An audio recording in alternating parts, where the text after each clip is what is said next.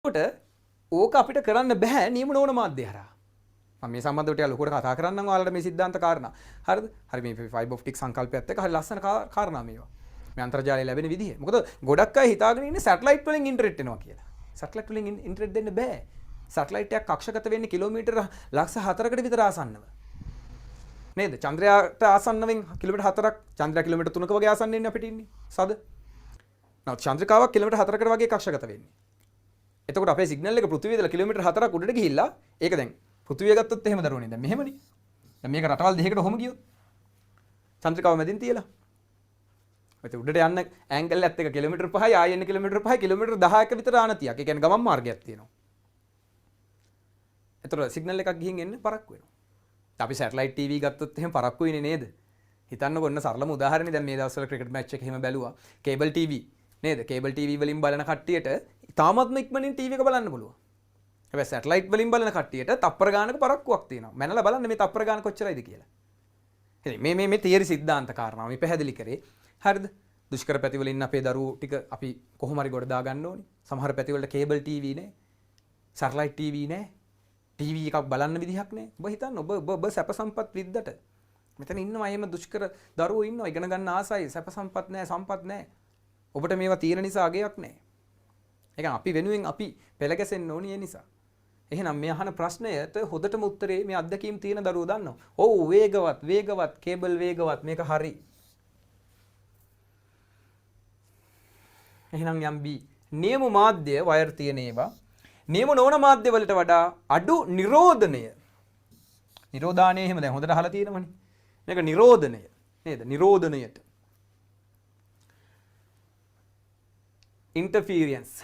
interference බදුන් වේ. අපි ඔකට ඉංග්‍රීසි කියන interference. ඔයගොල්ලෝ interference කියලා සර්ච් කරලා බලුවොත් එහෙම මේ මොකද්ද මේ කියලා හොයාගන්න පුළුවන්. අපි බලමු.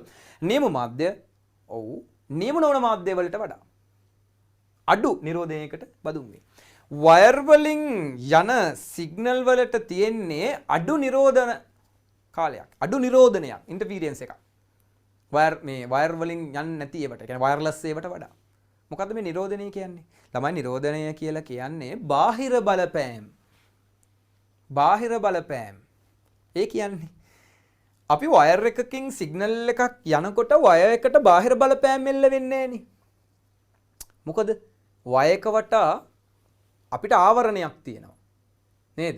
දැන් ඔය කෝක්ෂියල් කේබල් ගැන එහෙම කතා කරද්දී නේද? ඕකේ තියෙනවා ළමයි UTP STP කියන්නේ shielded wire, unshielded wire. කියන්නේ අපි ඔකට ඇන්ට්‍රා වයර් කියලා කියනවා කෝක්ෂියල් කේබල් එකට. ඒකේ වටා කොපර් ෂීල්ඩ් එකක් තියෙන ඒවා තියෙනවා. ෂීල්ඩ් එක නැති ඒවා තියෙනවා.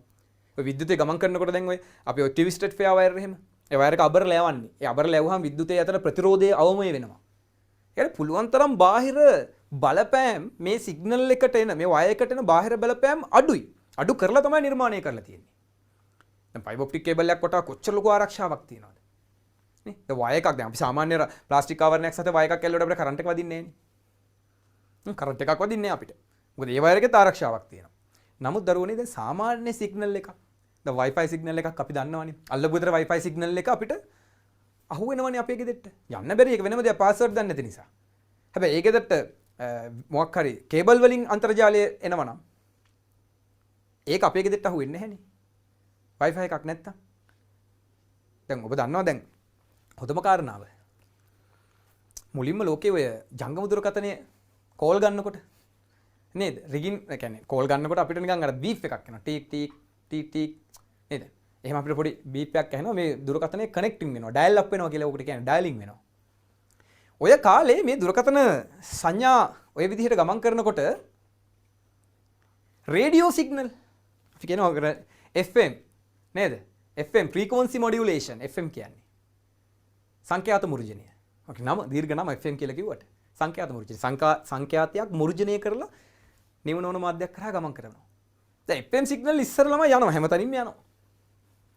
ඉතින් ඔය ඉස්සර කාලේ ඔය මොබයිල් ෆෝන් වල කනෙක්ෂන් එකත් එක්ක මේ FM සිග්නල් ළමයි එකිනෙක ගැටිලා තියෙනවා. එහෙම ගැටිලා FM සිග්නල් එක හරහා මොබයිල් සිග්නල් එකතු වෙලා අපේ කනට අමුතු සද්ද හෙන්න ගත්තා. ඉස්සර කාලේ ළමයි කෝල් ගන්නකොට අපිට මතකයි රොබෝලා කතා කරනවා වගේ වැහෙනවා.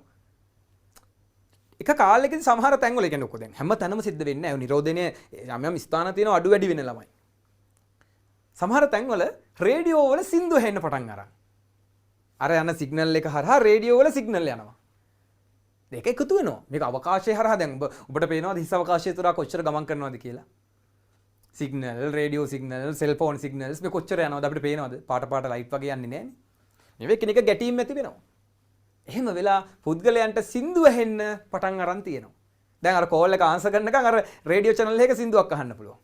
ඔබ දන්නවද පසු කාලීනව මෙය ඔවුන්ගේ මාකටිං කන්සෙප්ට් එකක් බවට පත් කරා. අද අපිට රිගින්ටෝන් එක කියලා ඇවිල්ලා තියෙන්නේ ඔන්න ඔය හින්දා අත්වැරදීමක් මත සංඥා එකතු වෙලා සිද්ධ වෙච්චි අත්වැරදීමක් මත අද ගායකයෝ නේද මේ දුරකථන සමාගම් විශාල මුදලක් උපයනවා මේ රිගින්ටෝන් එක නිසා.